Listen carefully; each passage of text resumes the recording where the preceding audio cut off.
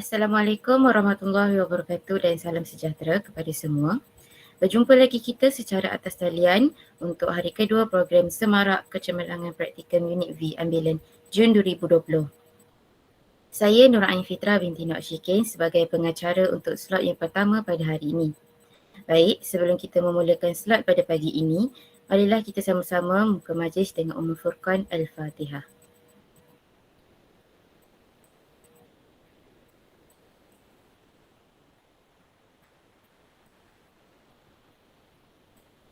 Amin, amin ya rabbal alamin. Buat pengetahuan semua, penceramah pagi ini merupakan salah seorang pensyarah daripada Pusat Pengajian Siswaza IPG Kampus Ipoh. Beliau ialah Dr. Siti Rosni binti Muhammad Yusof, akan menerangkan tentang amalan pedagogi masa kini dan kemahiran insaniah yang akan kita gunakan semasa praktikum nanti. Sebelum saya serahkan majlis kepada doktor, suka untuk saya ingatkan bahawa QR code ataupun Google Form kehadiran akan dipaparkan di skrin pada akhir slot. Jadi diharapkan semua pelajar untuk hadir hingga ke hujung sesi slot pada hari ini. Tanpa membuang masa, majlis mempersilakan Dr. Siti Rosni untuk meneruskan program pada pagi ini. Terima kasih kepada pengacara kita pada pagi ini, Cik Nur Ain. Assalamualaikum dan selamat pagi kepada semua pelajar. Pada pagi ini saya pembuka taklimat dengan sesi ini, betul ke? Betul, Doktor. Okey. Baik, jadi tajuk yang diberikan kepada saya ada dua sebenarnya, amalan pedagogi masa kini dan kemahiran insaniah. Jadi insya-Allah sesi saya mengambil masa lebih kurang 1 jam saja sebab saya ada mesyuarat selepas itu. Ya, mohon semua pelajar untuk menumpukan perhatianlah selama 1 jam, dan kita ada sedikit aktiviti secara interaktif lah, ya, di mana pelajar perlu memberi respon ya kepada apps yang kita gunakan, ya. Jadi boleh saya share slide ya.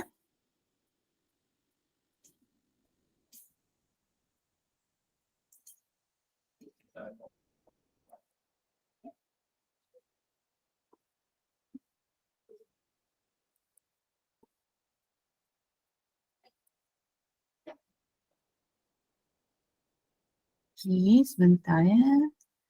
Okey. Baik, jadi tajuk pembentangan kita ni kalau dilihat sebelum tu saya nak tanya ni, praktikal fasa 1 ke fasa 2? Fasa 2. Okey, jadi fasa 2 ni sebenarnya dia dah ke arah pemantapan praktikum, ya.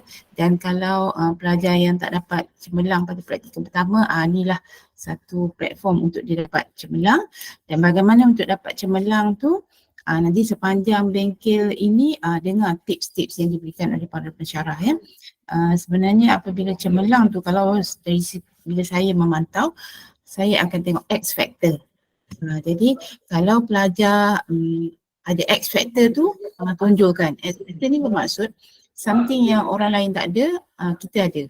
Bakat ke, kemahiran ke, tapi kadang-kadang kita tak yakin kita ada, ya. Jadi inilah masa untuk mencuba menunjukkan diri kita dengan kemahiran yang kita ada di dalam kelas. Jadi salah satu kemahiran yang boleh kita tunjukkan adalah apabila kita melaksanakan amalan pedagogi masa kini, ya, dan kemahiran insaniah. Kemahiran insaniah ni ada pada diri semua pelajar, ya, sikap kepimpinan, komunikasi, ya. Nanti tengok nota yang kita kongsikan ni, tengok yang mana sebenarnya yang bakat yang saya ada, X factor yang saya ada, saya nak tunjukkan. Ya, so dalam praktikum ni fasa kedua ni laksanakanlah, ya. Okey, jadi kita teruskan. Okey, jadi tips untuk pembelajaran hari ni, pelajar dah tahu kan tajuk dia, ya. Jadi tajuk dia, jadi saya nak pelajar gunakan aplikasi ChatGPT untuk cari definasi supaya pembelajaran ini tidak bergantung pada diri saya saja, slide yang saya present, tetapi juga carian pelajar Ya, okey. Jadi cuba buka ya masing-masing sambil mendengar taklimat saya, cuba buka ChatGPT, cari maksud apakah amalan pedagogi masa kini. Ya, dan selepas tu kemahiran insaniah, dan sambil tu buat sedikit penakkulan, ya, rumuskan ya apa sebenarnya yang kita akan dengar dalam slide yang saya bentangkan. Ya, okey. Cuba semua dah carilah tu ya. Ini ada 254 orang pelajar. 253 lah termasuk saya, 254. Okey. Ya. Okey. Jadi yang ini saya nak pelajar skip untuk slide ni, slide. Okey. Baik, sekarang ya saya mohon pelajar pergi ke class point ya, class point, masuk dalam class point 23837 ya, dan tuliskan dalam aktiviti tersebut, dalam word cloud tu, apa yang dimaksudkan dengan amalan pedagogi masa kini ya dan kemahiran insaniah. Cuba masukkan. Saya kalau tak siap saya boleh bagi 3 pendapat, 3 kali setiap orang. Cuba masukkan. Class point. Class point bernombor 23837. Saya type dalam sini ya. 23837. 23837.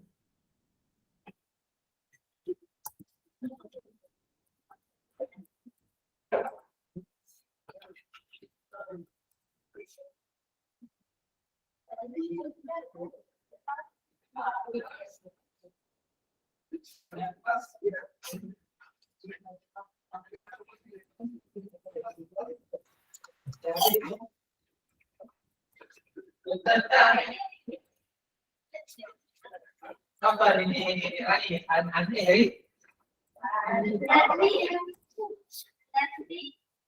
Nanti jom. Dia kau ajak makan nasi kerabu. Ada kelas jap. Oh. Syah. Ada praktikum. Okay.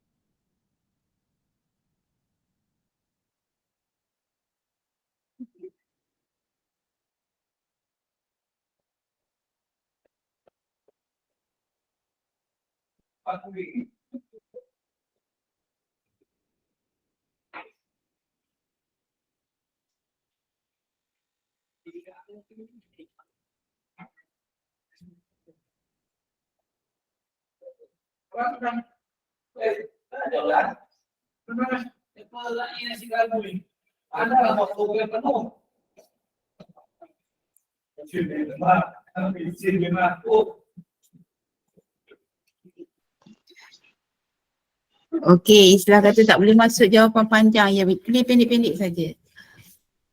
Tulis amalan pedagogi pada masa kini, strategi apa?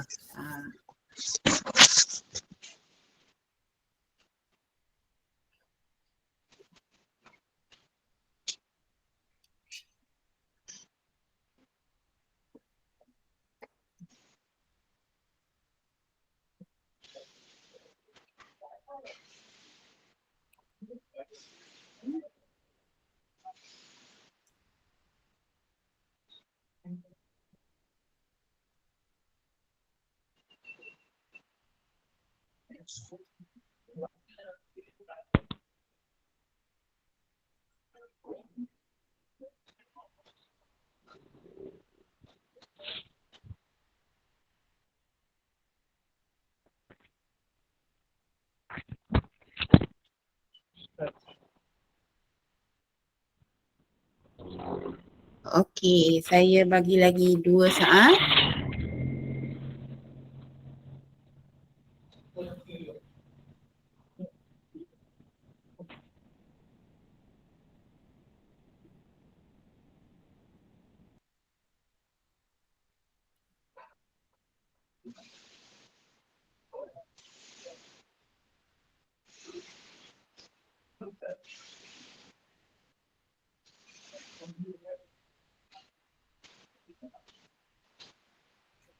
Okey, sekejap ya.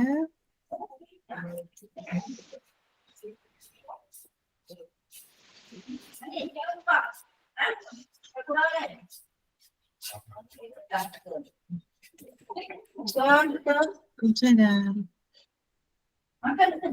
Okey, baiklah.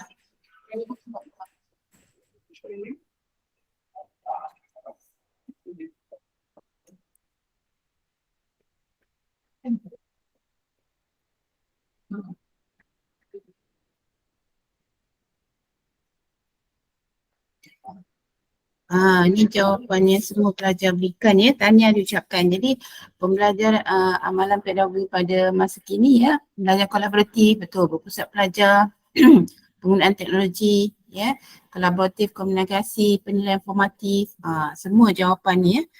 Okey, kemahiran insaniah pula, sifat peribadi, lagi apa? Penilaian holistik. Okey, soft skill pelajar, kepimpinan. Ya, jadi saya terima semua jawapan ini ya.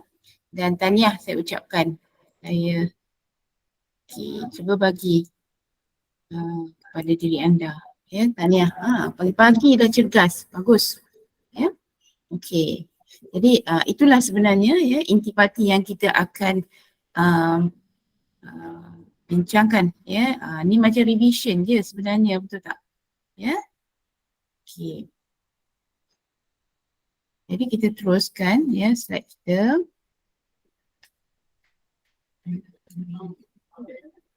Okey, kita teruskan. Baik, seterusnya. Ya. Jadi kalau kita lihat ya amalan pedagogi masa kini ya, dia merangkumilah ya kompetensi 6C ya, tadi pelajar ada tunjukkan kan, ada komunikasi ya, ada kolaborasi, ada kemahiran penyelesaian masalah, kreatif dan kritis dan kreatif, ada karakter. Karakter ni nanti kita akan ambil bawa masuk kepada kemahiran insaniah. Kemudian kita ada soft skill yang kita kata yang terkini, yang diperlukan bila kita mudah untuk berkomunikasi secara global, ya, iaitu citizenship ya. Citizenship ni bila kita jadi warga negara global ni, kita ada etika, menggunakan bahasa syarat beretika. Jadi ada elemen-elemen global itu yang dipengaruhi oleh etika dan garis panduan ya yang tertentu. Okey, seterusnya. Jadi isi kandungan sesi saya ya, 2 ya, amalan pedagogi masa kini dan kemahiran insaniah. Okey, jadi bagaimana pensyarah menilai ya amalan pedagogi masa kini yang diterapkan semasa praktikum? Ya, yang pertama, berjaya aplikasikan amalan pedagogi yang dipilih. Sebagai contoh, kalau pelajar memilih untuk komunikasi ya, macam mana? Kalau kolaborasi macam mana? Ya, apa aktiviti yang dibuat? Ya. Kemudian mematuhi kebanyakan prosedur pelaksanaan. Kalau kita mengatakan pelajar tadi nak membuat project based learning, ya, apa projek yang dibuat? So adalah kriteria-kriteria dia. Jadi tidaklah nampak bahawa yang kita buat tu terpisah daripada isi kandungan ataupun keperluan pada masa kini. Kemudian menguasai ilmu dan kemahiran tersebut dengan cemerlang. Jadi tak payahlah kata alah bisa tegal biasa kan.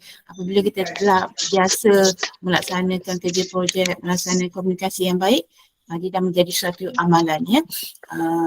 Dan mengamalkan amalan 6C ya ataupun 6K dalam PDP lah. Jadi apa sahaja aktiviti yang kita buat dalam amalan pedagogi masa kini dalam kelas, kaitkan dengan 6C iaitu pembelajaran abad ke-21 ya. Bukan 4C saja ya, kita ada 2 tambahan tu iaitu karakter dan citizenship. Jadi tambahkan 2 waktu aktiviti kita di sekolah. Okey, di mana ni borang ni dah sentiasa pelajar gunakan, di mana dalam persediaan kita dan borang PR1 di mana letaknya amalan pedagogi masa kini. So kalau rujuk balik, refresh balik, dia terletak pada bahagian A dan bahagian B ya. A itu perancangan, B itu pelaksanaan. Jadi rujuk balik B2 ada bahagian tu. Ya, ada skala dari 1 hingga 5. Ya, cuba capai 4 dan 5 tersebutlah. Ya. Ini satu contoh. Dan apabila kita menulis dalam RPH kita, ya ada bahagian yang perlu kita nyatakan. Apakah elemen amalan pedagogi masa kini, apakah elemen kemahiran insaniah yang kita terapkan pada waktu kita mengajar tersebut. Sinilah dalam dokumen, didokumenkan. Okey, jadi kita pergi terus kepada amalan pedagogi masa kini. Kalau lihat pasal 1, 10% lah ya markah dia. Okey, baik.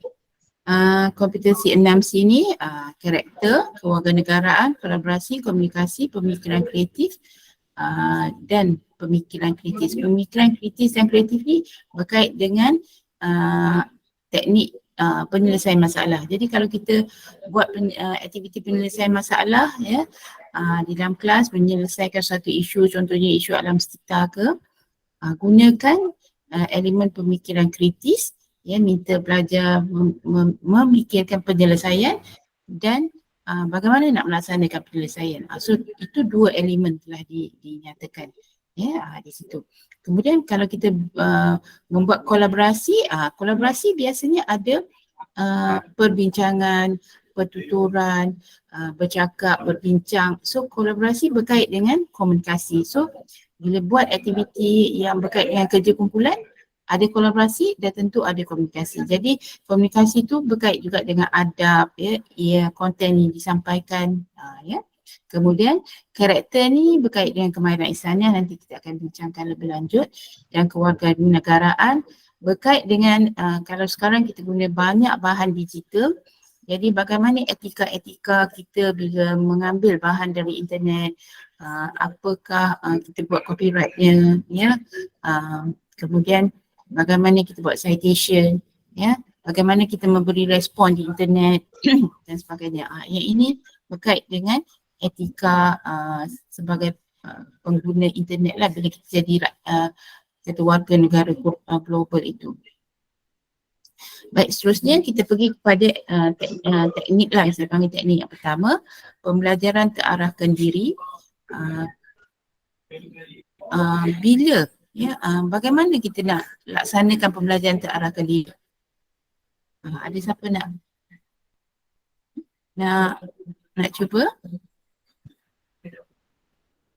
Tahun berapa sesuai kalau pembelajaran terarahkan diri?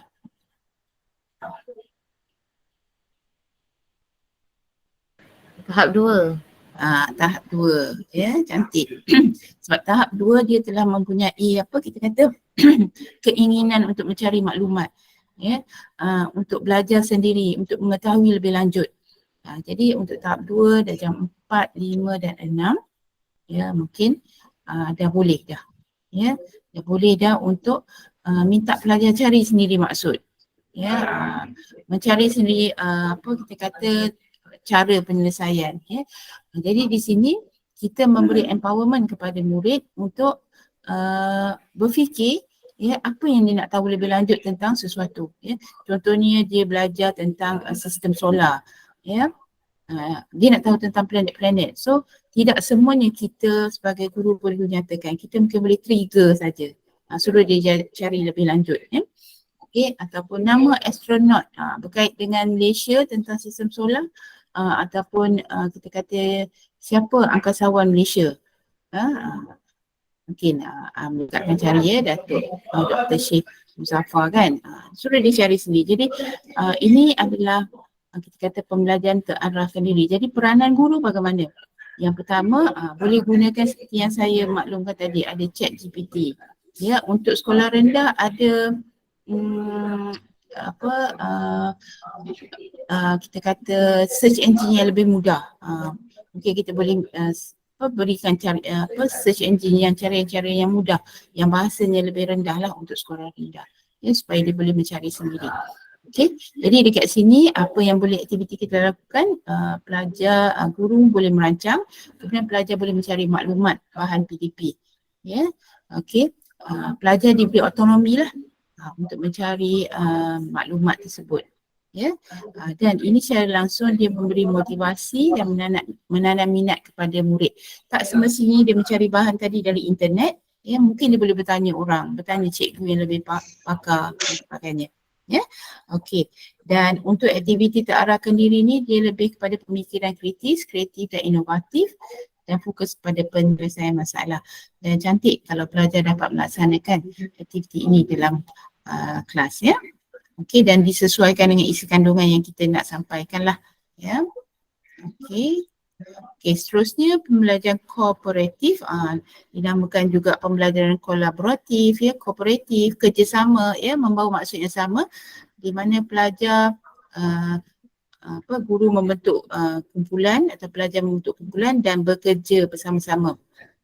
Ya, kalau di sini secara berpasangan, ya, atau kelompok kecil, ya, saling berinteraksi, berkongsi maklumat secara aktif. Jadi di situ perlu berlakunya kita kata soal jawab, ya, sharing, ya, saling membantu kawan, ya. Sebab pembelajaran kolaboratif ni dia akan berkait dengan kemahiran insaniah yang kita nak bina dalam diri pelajar, iaitu berani, ya, bersikap kita kata saling membantu, ya, tidak kedekut, ya, berkongsi maklumat, berkongsi bahan, ya. Jadi di sini pelajar berbincang, merancang dan ada satu yang konstruktif di situ. Dia menghasilkan sesuatu bersama-sama. Contohnya membuat aktiviti bersama-sama. Kalau bahasa Melayu membuat karangan tu saling memberi isi untuk karangan. Ya, jadi at the end tu bila dah habis saja sesi pembelajaran kolaboratif tu, dia menghasilkan something, ya, secara berkolaborasi lah, ya. Dan kalau kita membuat kata darjah 6, membuat keputusan bersama-sama untuk mengundi, ya, dan sebagainya. Okey, dan di sini ada pengagihan tugas dan peranan. Kadang-kadang bila saya pergi kelas, kita tak nampak guru mengagihkan peranan, atau pelajar tu ada peranan pencatat, ada peranan ketua, ada peranan yang lain lah, ya. Nanti semua akan bercakap bersama-sama dan kelas tu jadi bising, ya. Kalau boleh agihkan peranan, ya. Awal ni kawan seorang pelajar, kemudian pelajar yang lain. So agihkan peranan supaya pelajar ada sifat kepimpinan itu. Dia ada sikap bertanggungjawab di situ, ya. So masing-masing ada peranan. So pembelajaran kolaboratif ada garis panduan dia, seperti yang saya nyatakan tadi, berkelompok, ya, ataupun berpasangan, ya, ada hasil atau keputusan yang dibuat bersama-sama, ya, kemudian ada tugas dan peranan, ya. Okey, Nurul Hanan, ada soalan? Tak ada pun. Okey, baik. Seterusnya jangan risau, ya, nanti saya dah share, ya, slide ni dengan Uru Setia, nanti boleh ambil. Okey, seterusnya pembelajaran inquiry penemuan, ya. Inquiry penemuan ni kita biasanya dalam subjek sains, ya, sebab dia menggalakkan kita kata membuat hipotesis, contohnya membuat andaian dulu, ya. Kalau cuaca mendung, apa akan berlaku? Ya, hari akan hujan, guruh, ya, banjir. Dia membuat andaian, ya. Dan handaian hipotesis ni tak semestinya betul. Dia kena uji dulu. Jadi kadang-kadang kita membuat andaian, petang ni akan hujan, ramalan cuaca. Tiba-tiba ada cuaca jadi cerah pula. Jadi hipotesis atau andaian yang dibuat itu tidak benar. Tetapi kalau kita lihat untuk inquiry ini, kita kena identify isu, buat hipotesis, buat ramalan dulu. Ada isu, contohnya kita tiada amalan bergotong royong di suatu tempat. Hipotesis dia apa? Semua orang sibuk bekerja, jadi tak ada masa untuk bergotong royong. Tempat tadi kita kata tiada penguat kuasa. Jadi kita membuat andaian lah. Dan impak kepada masalah tadi, pencemaran berlaku, lalat, penyakit dan sebagainya.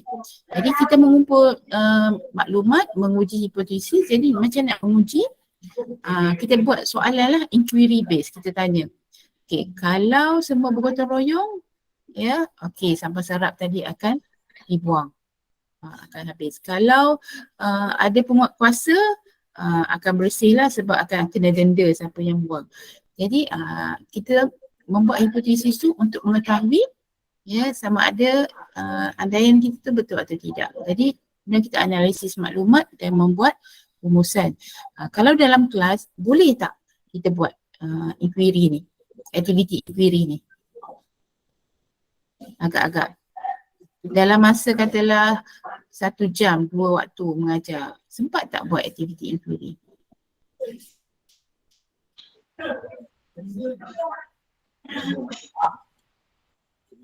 Pelajar TESOL, pelajar bahasa Melayu ada, fikir dalam konteks praktikum yang pertama hari tu, jika tak pernah laksana inquiry base, cuba buat dalam praktikum 2 ni, kenal pasti satu isu, kemudian buat hipotesis, disebabkan ini, apa impak dia. Kemudian tengok, cari maklumat. Ini sangat menarik kepada murid-murid, tak semestinya subjek sains saja.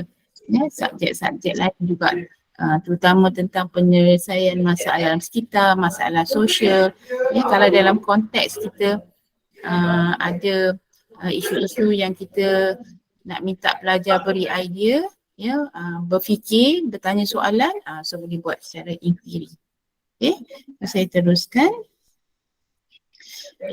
Pembelajaran penerokaan. Pembelajaran penerokaan mendorong murid untuk menjelajah, untuk mencari maklumat dan eksplorasi konsep-konsep baru. Memanfaatkan teknologi. Baik, pelajar digalakkan menguraikan idea menggunakan peta minda. Jadi kalau penerokaan ni biasanya adalah sesuatu istilah ataupun perkara yang tak pernah dia tahu, macam mana nak cari maklumat tu? Macam saya tadi, saya suruh cari kat ChatGPT kan. Itu salah satu cara penerokaan lah, manfaatkan teknologi. Apa konsep-konsep baru? Apa konsep-konsep baru? Contohnya konsep seperti madani. Perlu tak cikgu terangkan? Kemudian ada konsep-konsep dalam isi kandungan teks itu, dalam konteks teks mengajar. Contohnya pelajar tidak tahu maksud kita kata penjajah. Penjajah. Apa maksud penjajah tu? Kalau kita yang belajar sejarah, kita tahulah penjajah tu adalah orang yang dari negara luar yang datang ke negara kita, mengambil hasil bumi, contohnya. Tapi murid-murid sekarang ni tak pernah alami tu, so dia tak tahu maksud penjajah. Rumah panjang, murid di Semenanjung Malaysia ni tak tahu rumah panjang tu macam mana, rumah teres ke? Sebenarnya rumah panjang tu di Sabah dan Sarawak, satu rumah yang dihuni oleh ramai ahli keluarga, dan di situ kita kata ada dapurnya, tetapi satu rumah boleh akses ke rumah yang lain melalui ruang tamu. Jadi tunjukkan, suruh dia cari melalui internet mana kita kata gambar rumah panjang. Itu penerokaan lah. Ya, suruh dia meneroka sendiri. Tapi bila kita manfaatkan teknologi, pelajar untuk aktiviti ni mungkin kena bekalkan murid-murid dengan gadget lah ya, komputer ke handphone ke untuk mereka meneroka bersama-sama. So saya suka jika di dalam kelas ya ada elemen penerokaan ni di mana tidak bergantung kepada cikgu saja. Ya. Dia boleh explore sendiri. Okay, saya laju sikit. Okey, seterusnya pembelajaran kontekstual terarah ya. Okey, kontekstual tu kalau ambil tekanan kontekstual tu ya, kita dah tahu dah bahawa dia bergantung kepada teks yang kita gunakan dalam kelas. Ya. Okey, jadi berfokus kepada menghubungkan isi kandungan pelajaran dengan konteks nyata dan kehidupan murid. Jadi kalau teks dalam kelas tu katalah tentang kekeluargaan, ya, hubungan keluarga. Jadi semua pelajar kena kreatif sikit ya.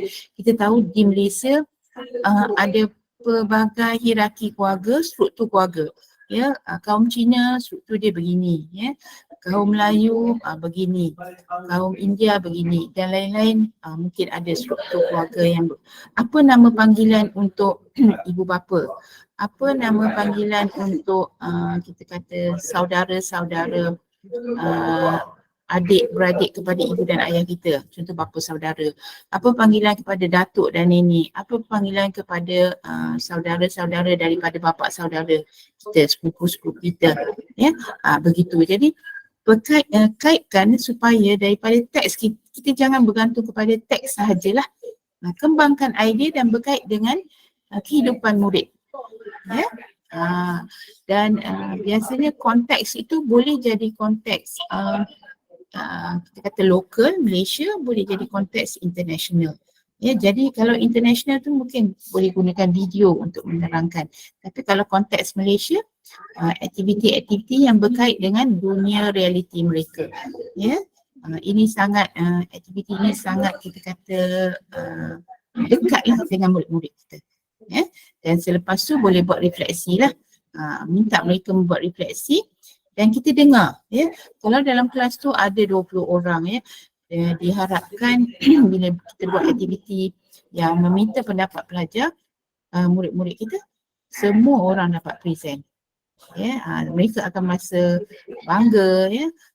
Mungkin pada peringkat awal tu malu sikit kan, tapi lama-lama tu dia akan berani. Ini salah satu peningkatan kemahiran insaniah lah kepada murid kita. Ya, untuk jadi lebih berani ya, dapat mengutarakan, mungkin mereka rasa bangga ya bila dapat menceritakan latar belakang mereka yang berkait dengan apa yang mereka baca dalam buku buku teks ya. Okey, seterusnya pembelajaran berasaskan projek. Yang ni project based learning. Biasanya project based learning ni dia mengambil masa yang lebih daripada 1 hari lah. Ya, mungkin kita sambung minggu depan sebab projek ni agak biasanya satu yang durasi masa yang panjang sikit ya. Okey, dia perlu mencari satu idea daripada idea tu dia perlu bangunkan sesuatu lah ya, dan melaksanakan projek tu nanti kena buat penilaian pula. Ya, minta pendapat daripada orang lain ramai. Jadi untuk buat projek biasanya cikgu kena sediakan garis panduan lah ya, dan ini dalam proses menghasilkan projek tu pentaksiran formatif boleh dilakukan. Jadi cikgu boleh buat PBD juga ya, apabila dia membuat contohnya projek buku ya, folio ke kan, mengumpulkan maklumat, daripada situ kita boleh buat PPT lah, mentaksir kemahiran komunikasi dia, kemahiran apa lagi, membaca dia ya, kemahiran mendengar dan sebagainya ya. Okey, guru di sini untuk projek ni guru sentiasa bersama-sama murid lah ya. Biasanya projek kita buat secara berkumpulan, jadi guru perlu berkolaborasi, dan dekat sini juga kita boleh untuk projek ni kita boleh ada rakan pembelajaran. Kalau pelajar dah belajar tentang KPPD, ada rakan pembelajaran di mana agensi luar ya, pihak luar boleh dijemput untuk membantu melaksanakan projek murid-murid ya, mungkin projek RBT ya, projek sains ya, even kalau bahasa Melayu pun boleh ya, bahasa Inggeris, TESOL dan sebagainya. Okey. Baik, seterusnya pembelajaran berasaskan penyelesaian masalah. Dekat sini ada banyak elemen 6C yang boleh diterapkan. Ya, yang pertama sekali untuk penyelesaian masalah mesti ada masalah. Ya, apa masalah dia? Ya, kemahiran bertutur ke, masalah pencemaran alam ke, masalah kita kata ada isu pelajar yang perlukan kita kata bantuan kan, penyelesaian masalah lah. So ada isu dia. Baik, nak cari penyelesaian dia kita mesti brainstorming, ada kolaborasi. Mungkin kita boleh buat satu aktiviti kolaborasi di mana pelajar memberi idea macam mana nak menyelesaikan. Ya, dan guru menjadi fasi, gunakan teknologi, boleh gunakan platform teknologi seperti Padlet ke, kalau pelajar tu boleh cari gambar, boleh letakkan idea, ni pelajar tahap 2 lah. Ya, dan boleh gunakan pembelajaran berasaskan projek, sebab projek pun bila nak bangun projek tu mesti projek tu bertujuan untuk menyelesaikan isu sesuatu kan, jadi digabungkan sekali.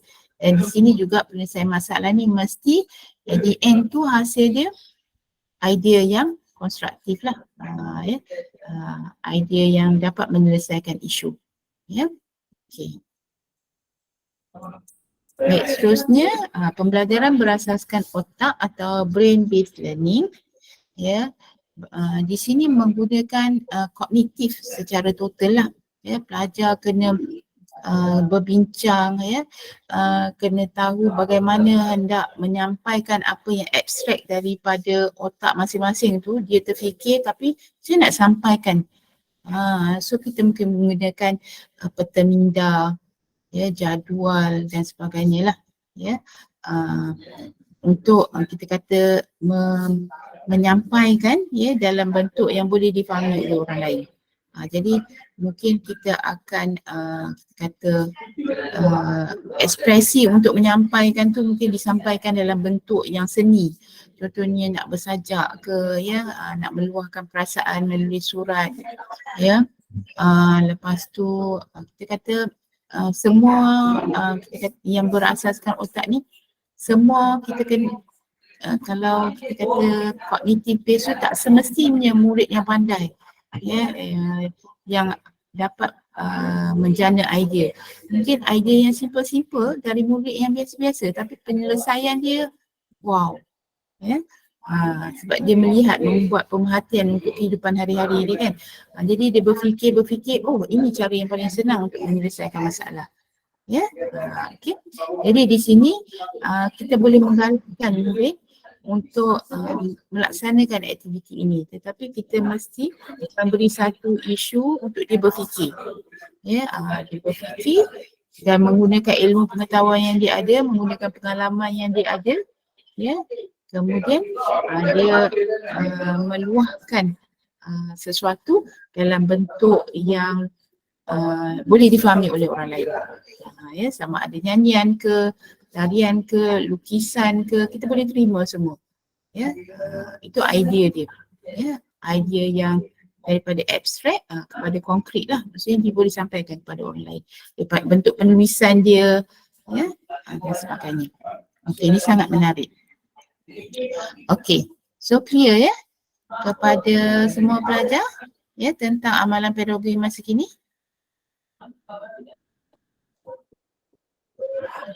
Okey, baik. Okey, so kita teruskan. Okey, kepada kemahiran insaniah. Saya rasa untuk fasa 2, kemahiran insaniah ni tidaklah menjadi satu isu, tetapi ada beberapa kemahiran insaniah yang tidak dapat pelajar capai, tidak dapat digarapkan dalam amalan dalam PDP. Ini saya perhatikan. Nanti saya tunjukkan kemahiran yang mana. Ya, okey. So kita pergi yang pertama. Kemahiran yang pertama saya rasa yang paling pelajar cekap ialah kemahiran komunikasi. Yang ni tak ada masalah. Semua mahir bertutur dengan baik, lancar, jelas. Ya, suara pun kuat. Ya, kalau tak kuat pun ada yang saya showkan. Pinjam ataupun belilah mikrofon yang caller mic tu ya, supaya boleh didengari oleh seluruh kelas. Kadang-kadang tu suara kita dah okey, tapi suasana di sekolah itu bising ya. Jadi kena bantuan alat lah ya.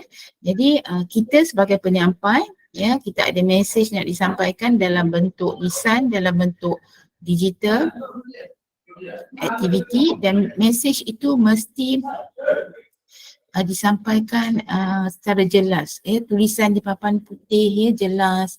Kalau kita buat digital slide dan sebagainya ya, nampak. Kalau kita ada buat recording ya, didengari. Ini mesej-mesej ni mesti jelas didengar oleh semua pelajar. Kemudian penerima tadi, apabila mesej tadi diterima, biasanya akan berlaku kecairan. Kecairan tu maksud kalau kita suruh kita ada 10 perkara yang kita sampaikan, mungkin yang diingati oleh pelajar tadi hanya 5. Bila suruh ulang balik, ingat 5 je. So yang 5 lagi tu kecairan. Ya, dia terlupa. Ya. Jadi apa aktiviti kita supaya kalau 5 kita sampaikan, 5 yang dia ingat. Kalau 10 kita sampaikan, 10 dia ingat. Ya. Jadi mungkin ada latitudinya. Ya, ini bergantung kepada cara guru tadi berfikirlah macam mana nak bagi pelajar ingat. Apa teknik dia? Ya. Okey. Jadi pelajar akan decode lah ya. Dan kadang-kadang bila kita sampaikan tu kepada murid, dia bukan saja lupa, tetapi dia salah interpretasi. Ya. Kita suruh buat A, dia pergi buat B. Saya rasa semua pelajar ada maklumat kan. Jadi kena sentiasa minta pelajar beri maklum balas. Ya, beri maklum balas, dia faham atau tidak. Kalau dia faham, ulang balik kan. Ya, so ini penting. Ya. Dan maklum balas ni memberi impak kepada guru, oh murid kita faham. Dan maklum balas ni boleh dalam bentuk lisan, tulisan, kerja pelajar. Ya, pemerhatian kita ya, kita perhatikan pelajar tadi terlena ke ya, mengantuk ke atau tak beri perhatian ya, begitu. Dan dia akan memberi kita kata refleksi kepada diri kita juga, akan datang kita akan tambah baik dari aspek apa ya. Okey, berdasarkan maklum balas pelajar tadi. Okey. Seterusnya ada gangguan juga. Yang ni saya kata ada gangguan bising, ada gangguan mungkin pelajar mengantuk. Gangguan-gangguan ini ya, semahir mana pun cikgu, kadang-kadang bila ada gangguan daripada persekitaran ataupun gangguan pada diri pelajar sendiri, dia mungkin ada kena isu emosi dia lah terganggu dan sebagainya. Gangguan-gangguan ini sedikit sebanyak akan mengurangkan hasil pembelajaran pelajar pada hari tersebut lah. Jadi cikgu kena mahir untuk counter balik. Ya, ini penting. Okey. Baik, saya harap jelas ya. Okey, yang ini nanti tengoklah sendiri ya. Saya tak sempat untuk tunjukkan. Kita pergi seterusnya adalah kemahiran kritis dan kemahiran penyelesaian masalah. Ini juga salah satu elemen yang saya rasa susah untuk pelajar praktikum kita capai, kerana kadang-kadang pelajar memberi soalan yang mudah-mudah je kepada murid-murid kita. Sedangkan murid di kelas tu dah menguasai pun. Ya. Jadi cuba cari idea yang orang kata tambahan ya, yang menguji murid-murid kita. Jangan play safe lah maksudnya. Ya, jangan tanya soalan terutama bila pensyarah nak datang, bagi soalan yang boleh jawab je. Ya, cuba bagi soalan-soalan yang kita kata yang aras tinggi. Bukan lots ya, lots tu low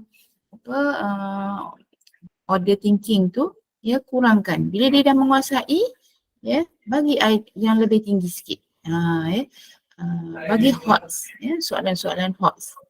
Soalan-soalan yang menyebabkan dia berfikir ya, kognitif dipaksa berfikir ya, dan kita kata mencari bagaimana jika nak datang sekolah pagi tu hari hujan ya, bagaimana jika tiba-tiba ya pergi shopping kompleks keluar banjir kan. apa awak akan buat? Bagaimana tiba-tiba kita nak melintas jalan, ya, kita lihat ada seorang tua yang perlukan bantuan nak melintas juga. Dia bagi soalan-soalan yang pelajar berfikir, ya. Dia belajar tentang, katalah dalam kelas tentang sesuatu isu, ya, contohnya tentang keusahawanan, ya. Bukan keusahawanan, belajar tentang kita kata berniaga, ya. Bagaimana kita nak kaitkan perniagaan yang dia belajar dalam kelas tu sebagai salah satu jenis pekerjaan dia. Awak nak tak jadi berniaga, nak berniaga apa? Kan, kenapa awak nak berniaga ni? Ini soalan yang bagaimana, ya, yang di dalam kelas tadi bertanya soalan. Tak apalah pula murid-murid bagi jawapan yang kita kata ringan-ringan, yang bodoh-bodoh ke, tak apa, kita terima je. Ya, kalau nak ketawa, ketawalah sama-sama. Ya, tapi lepas tu cikgu pun kena apa kata, bagilah idea-idea yang tambahan-tambahan.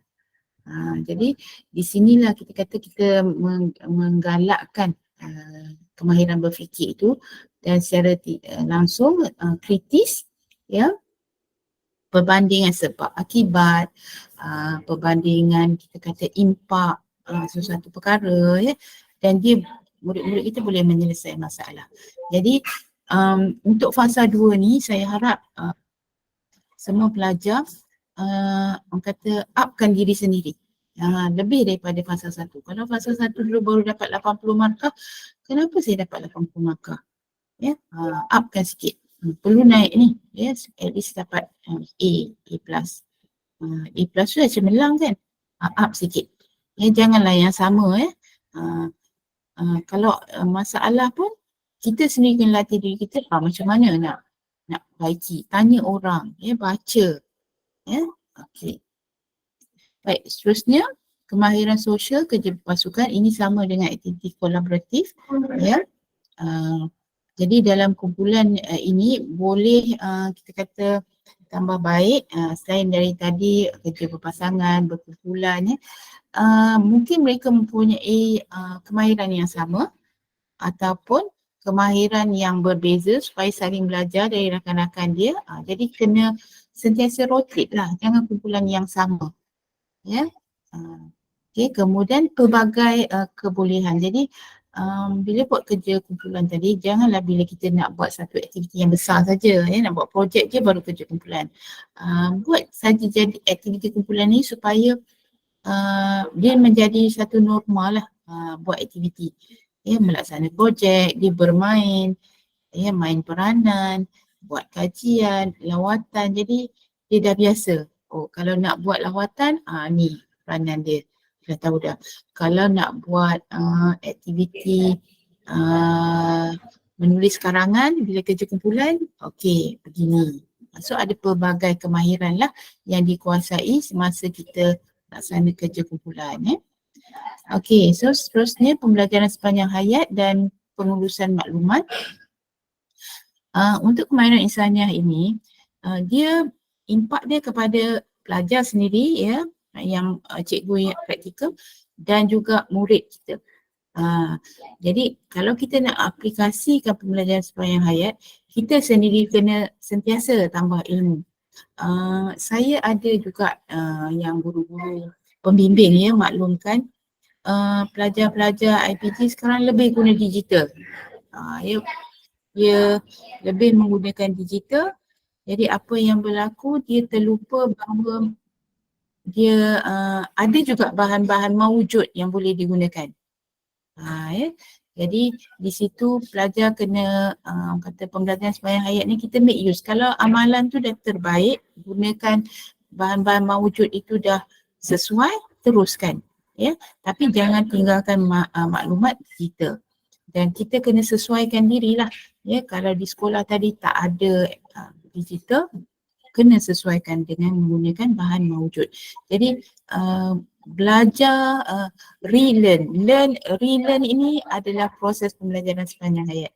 Jadi kalau murid-murid kita tengok, oh cikgu saya pun cuba bawa bahan-bahan baru dalam kelas, dia secara tak langsung dia akan ikutlah macam suri teladan. Kita pun Ya, cikgu-cikgu kita menguruskan bahan-bahan dengan baik, ya, dokumentasi dengan baik, organisasi diri, ya, jaga data maklumat murid dan sebagainya.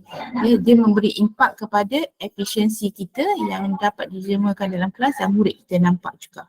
Ya. Okey. So setakat ni boleh, ya. Ada yang nak tanya soalan boleh tanya dalam chat box. Okey. So seterusnya ada sikit lagi slide, kemahiran keusahawanan. Yang ini agak sukar, saya selalu galakkan pelajar bagaimana nak menjentik elemen keusahawanan, ya, dalam kelas. Tengok konteks, kontekstual base lah, ya, isi kandungan subjek ataupun topik yang kita ajar. Boleh tak kita injekkan kemahiran keusahawanan? Sebab keusahawanan ni adalah berkait dengan apa yang pelajar akan buat waktu dia dewasa. Jadi kalau dia belajar tentang sesuatu, ya, ajarkan juga pelajar tentang elemen keusahawanan. Elemen keusahawanan ni merujuk kepada aktiviti mengurus, menjalankan perniagaan, projek, ya, dan at the end dia boleh menjadi pendapatan, menjana pendapatan. Jadi kalau ada elemen, ya, perniagaan di dalam kelas kita, ya, cuba kaitkan. Even kalau pelajar dalam kelas ada menceritakan tentang pelancongan, bagaimana kaitkan pelancongan ni sebagai pendapatan murid? Ada elemen keusahawanan.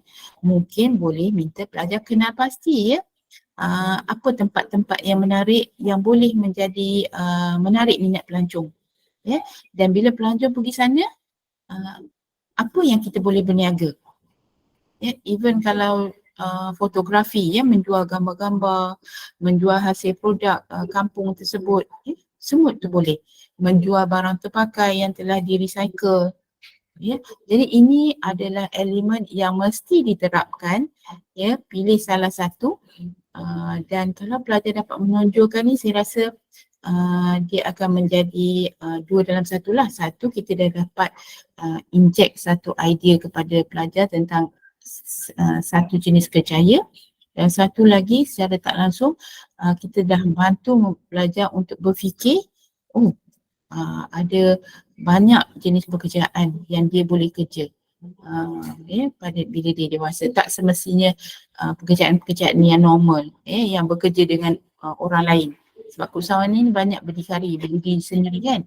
Jadi ini antara elemen yang sukar, ya, tapi pelajar kena berfikir positif lah. Mencari idea macam mana nak inject idea ni dalam PDP kita. Okey, so seterusnya etika, moral dan profesional. Etika, moral dan profesional ni perlu, ya, diamalkan. Ya, dia berkait dengan 6C tadi yang kewarganegaraan itu. Jadi kewarganegaraan, kalau 6C dia berkait dengan kita sebagai pengguna bahan digital. So di sini secara umum kita ada etika, cara berpakaian, cara bercakap, ya. Lepas tu ada nilai-nilai murni, tindakan kita di tempat kerja, cara penyelesaian masalah kita dengan kawan sekerja kita, dengan guru-guru senior. So ini berkaitan, ya.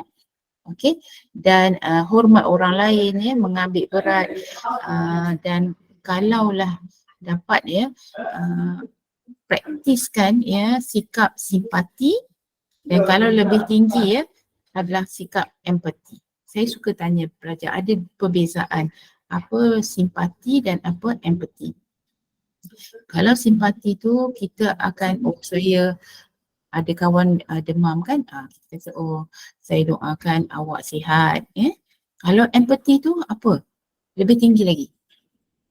Bantu dia pergi klinik, belikan ubat, ya, pastikan dia makan cukup, makan ubat. Itu lebih tinggi lah.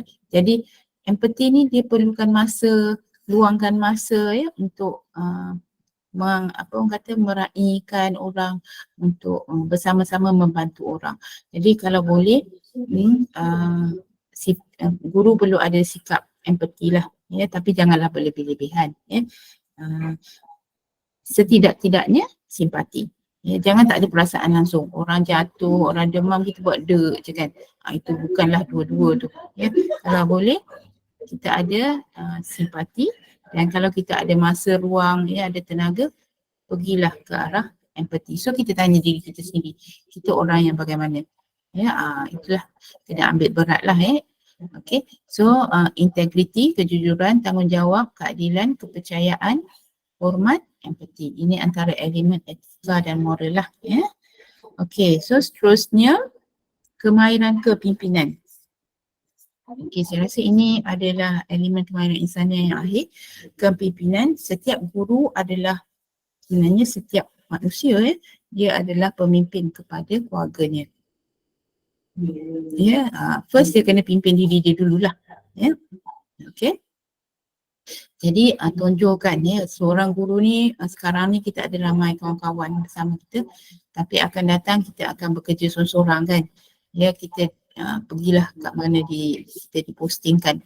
Jadi di sinilah platform praktikum inilah kita mula mengetahui apa misi dan visi kita bekerja, sekolah yang kita beri praktikum, IPG, dan apa misi dan visi hala tuju kita sebagai guru.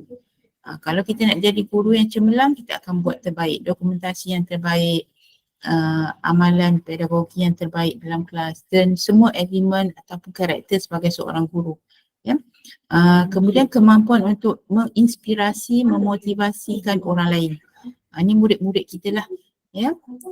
Kita kena sentiasa motivated. Kalau ada masalah pun, bila kita bersama murid kita, masalah tu tidak menjejaskan PNP kita. Ya, kemampuan berkomunikasi, ya, ini kena jelas, berani membuat keputusan, tegas, berani, bukanlah berani sebarangan kan. Ya, berani tu bertempat lah, ya, menyuarakan pendapat, ya. Okey, dan menjadi suri teladan, menjadi contoh kepada orang lain, terutama murid kita. Empati, kita sentiasa belajar, ya, memperbaiki kesilapan kalau kita salah, dan membuat orang kata semua kesalahan tu kalau ada kita buat cepat-cepat rectify. Sebab cikgu ni saya selalu pesan kepada pelajar, kita ni menjadi contoh, apa yang kita ajar akan diikuti oleh orang lain. Jadi kalau kita salah menyampaikan, cepat-cepat minta maaf dan betulkan balik supaya kesalahan tu tidak diwarisi oleh murid-murid kita. Nanti kita berganda-ganda lah dosa kita kan. Macam tu lah. Ya, so rectify balik, baiki balik, betulkan, minta maaf, ya, dan tunjukkan yang betul. Okay, kita juga kena ada kemahiran menyelesaikan masalah, jangan kita pula jadi masalah, ya, kepada sekolah dan sebagainya. Kita menyelesaikan masalah dan kita sebenarnya pemudah cara untuk isu-isu. Ya, mendengar pendapat, pengabdian tugas dan demokrasi. Kita mesti adil lah. Ya. Okey. Okey. So dah selesai slide saya. Ya, jadi ada soalan? Serahkan kepada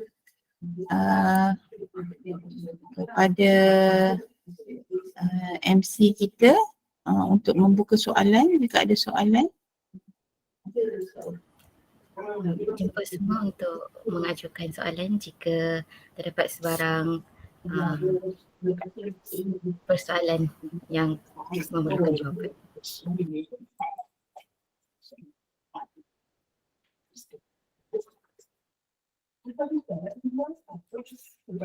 Jelas ke?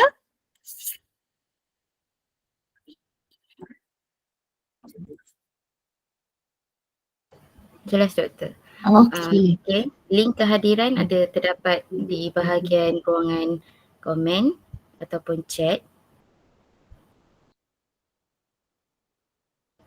Semua pelajar boleh klik link tersebutlah. Paparan QR code akan dibentangkan sebentar lagi.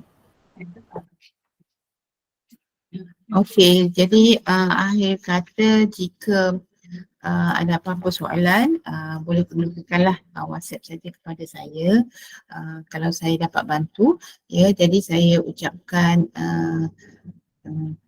selamat bercuti dulu ya, nanti balik selamat melaksanakan praktikum. Saya doakan semua dipermudahkan dalam segala urusan ya, dan dapat melaksanakan kita kata meningkatkan dirilah dalam melaksanakan amalan pedagogi terkini, dan juga mempraktikkan apa yang telah dipelajari ya semasa di kampus ya, dan sebenarnya menjadi cikgu ni setiap hari dia ada cabaran yang berbeza ya.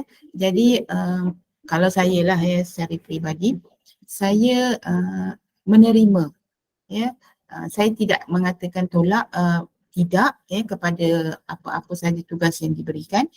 Saya anggap sebagai ia satu yang cabaran kepada saya untuk saya buat ya, dan alhamdulillah dengan bersikap sebegitu saya rasa saya banyak pengalaman sebagai guru yang sekecil-kecilnya ya, macam kerja photostat menjadi setiausaha,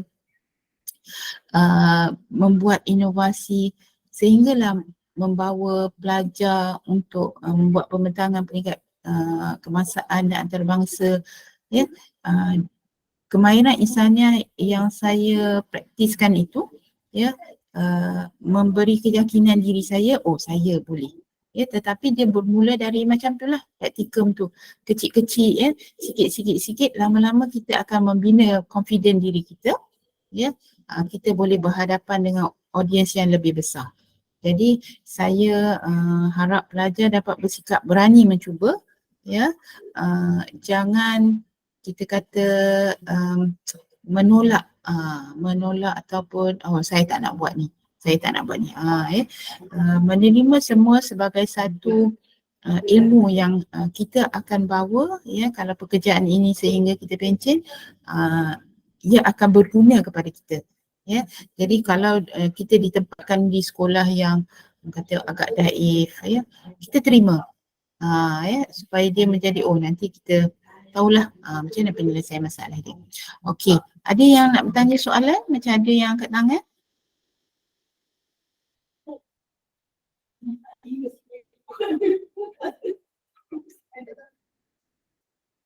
Okey, tak ada. Okey, kalau tak ada saya serahkan kembali kepada MC kita Nur Ain, dipersilakan.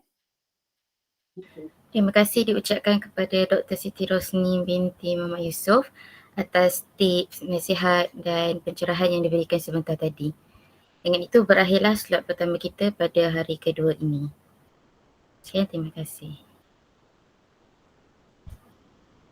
Baik, Assalamualaikum warahmatullahi wabarakatuh. Apa lagi? Terima kasih Doktor. Terima kasih doktor. Terima kasih doktor. Terima kasih doktor. Terima kasih doktor. Terima kasih doktor. Terima kasih doktor. Terima kasih doktor.